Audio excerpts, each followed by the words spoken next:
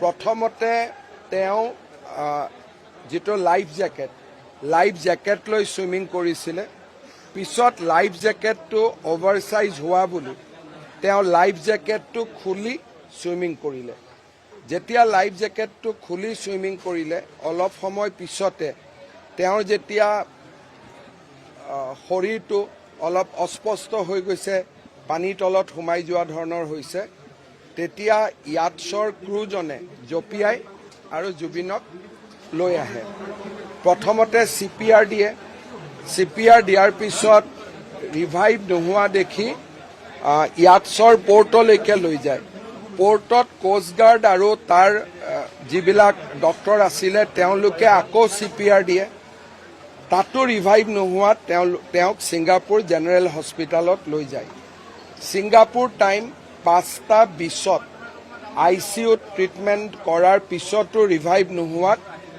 Singapore time 5:20 Zubeen গাৰ্গক মৃত বুলি ঘোষণা কৰা হয় ই এটা দুৰ্ঘটনা গতিকে ছিংগাপুৰৰ আইন অনুসৰি ইয়াতে পোষ্টমৰ্টেম বা অটোস্পাই কৰাৰ প্ৰয়োজনীয়তা আহি পৰিব ইণ্ডিয়ান এম্বেছিয়ে ছিংগাপুৰ চৰকাৰৰ লগত যোগাযোগ অব্যাহত ৰাখিছে পোষ্টমৰ্টেম নকৰাকৈও আনিব পাৰি নেকি তাৰ বিষয়ে কথা পাতিছে আৰু যদি পোষ্টমৰ্টেম কৰিও আনিব পৰা যায় তেতিয়াহ'লে কালি গোটেই দিনটো লাগিব কালি বিয়লি আমি আশা কৰিছো যে তেওঁক আমি নতুন দিল্লী আৰু নতুন দিল্লীৰ পৰা নিশালৈকে আমি গুৱাহাটীলৈ লৈ আহিব পাৰিম গুৱাহাটীত তেখেতক অহাৰ পিছত জুবিন গাৰ্গক যাতে সকলোৱে শ্ৰদ্ধাঞ্জলি দিব পাৰে সকলো মানুহে যেহেতু খুব আগ্ৰহী সৰু সজাই তেখেতক আমি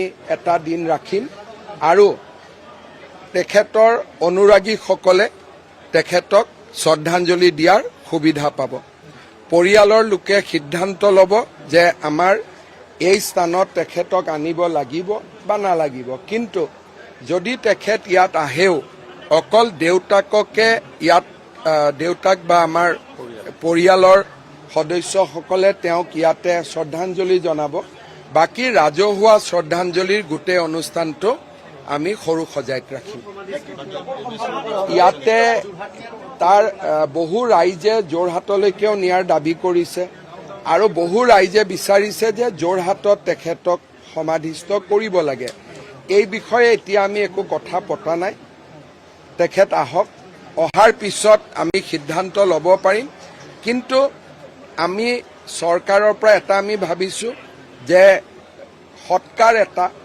আৰু সমাধিস্থলী বনোৱাটো এটা গতিকে দুইটা বিষয়ত আমি পৃথকে সিদ্ধান্ত ল'ম সকলোৰে লগত আলোচনা কৰি এই বিষয়ে আমি সিদ্ধান্ত ল'ম সময় আছে এতিয়ালৈকে ছিংগাপুৰৰ এম্বেছাডৰে যিখিনি আমাক জনাইছে অসম এছ'চিয়েশ্যনৰ অভিমন্যু তালুকদাৰ আৰু তেওঁৰ সহযোগীসকলৰ লগত জুবিন ইয়াটছত গৈছিলে 11 জন যি ব্যক্তি তেওঁৰ লগত আছিল তাৰ তালিকাও আমাৰ হাতত আছে এই মুহূৰ্তলৈকে আমি পোৱা নামখিনি হ'ল অভিমন্যু তালুকদাৰ আৰু 11 জন অসমীয়া আৰু জুবিন গাৰ্গৰ লগত 4 জন সংগী 11 আৰু 4 15 আৰু 2 জন ক্ৰু গতিকে এতিয়ালৈকে ইয়াটছৰ ঘটনাত জড়িত বা জুবিনৰ লগত থকা নাম এইকেইটাৰ ভিতৰত যিসকল নাম আছে তেওঁলোকক যদি ছিংগাপুৰ পুলিচে সোধা পোছা কৰে বা অসম আৰক্ষী বা ভাৰতৰ পৰা আমি কাৰোবাক পঠাব লাগে সেই বিষয়ে কেন্দ্ৰীয় গৃহমন্ত্ৰীৰ লগত মই কথা পাতিম কিন্তু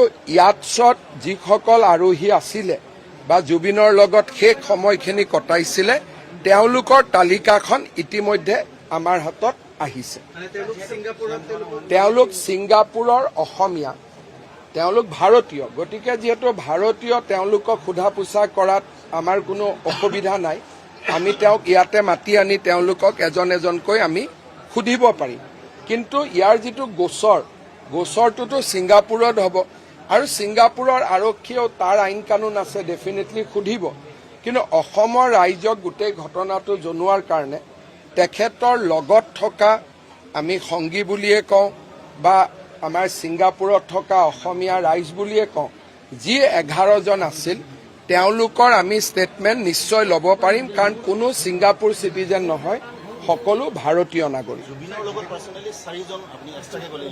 জুবিনৰ লগত 4 জন আছিলে। মই আপোনালোকক একজেক্টলি যিটো ৰাষ্ট্ৰদূতে মোলৈকে পঠাইছে মই সেইটোৱে পঢ়ি দিব খুজিছো।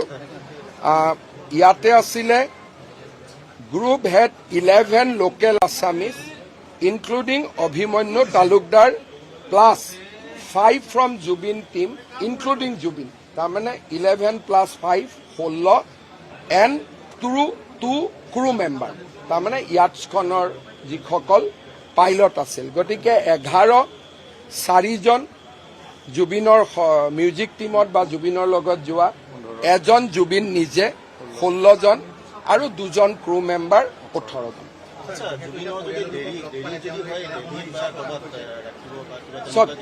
মই তেনেকুৱা কথাবোৰ স্পেকুলেট এইকাৰণে কৰিব খোজা নাই, কাৰণ বহুবিলাক অনুৰাগী ইয়াতে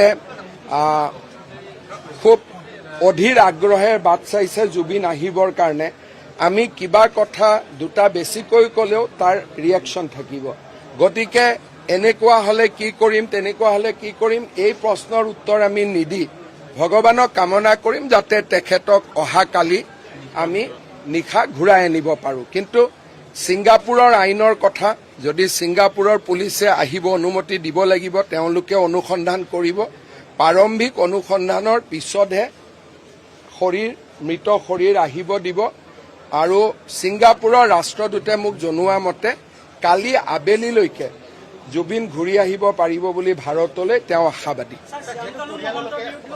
এতিয়ালৈকেতো এই যিটো লিষ্টখন আছে সেই লিষ্টত শ্যামকানু মহন্তৰ নাম নাই, যি 11 জন প্লাছ 5 জন প্লাছ 1জন জুবিন নিজে আৰু 2জন, 18 জনৰ ভিতৰত শ্যামকানু মহন্তৰ নাম নাই। কিন্তু বাকী কিবা যদি তেওঁৰ ওপৰত অভিযোগ থাকে, জুবিনৰ টিমৰ ল'ৰা যিখিনি 4 জন লগত আছে বা অভিমন্যু তালুকদাৰ, তেওঁলোকে যদি কিবা কয় আমি পাৰিম। কিন্তু এই 18 জনৰ যিটো তালিকা, 18 জন মানে ইনক্লুডিং জুবিন, 17 জনৰ তালিকাত শ্যামকানু মহন্ত নাছিলে। ইয়াটছত যেতিয়া গৈছিল তাত শ্যামকানু মহন্তৰ নাম সেই লিষ্টখনত নাই।